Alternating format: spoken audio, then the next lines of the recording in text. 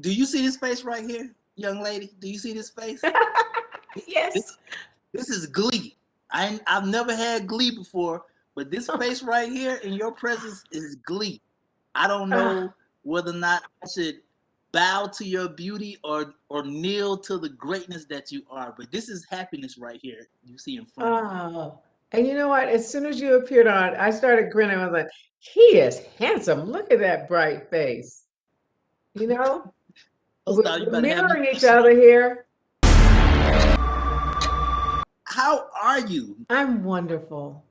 I'm Good. wonderful. I'm just grateful. Like with all that you've done, like how do you prepare for this new season? Well, I did season one, before we even started to shoot season one, we had with Joe Strecce, who is one of our executive producers. He is our blindness consultant, not only just how to navigate the world with all your other senses, but also how to build culture in a dystopian future, how we came to discover tribal traditions. All of those things had to be discovered in workshop. And so, but once we found who we are, um, prep for season two is just looking forward to getting back to living in that world. One thing I had to do is forget how freezing cold I was a lot of times. I had to forget how it was like outward bound and how physically miserable I was a lot of time because we were in the dead up wilderness and there was no relief. There was not a warming hut to go to. There was nothing. You're on a glacier lake. So I said, okay, block that out and just know you're going to be with the Voss family, our extended Voss family. And you look forward to being with your tribe again. It was tough when the Alkany were all slaughtered because Right. we had to say goodbye to the people that we actually formed family with over, 7 months.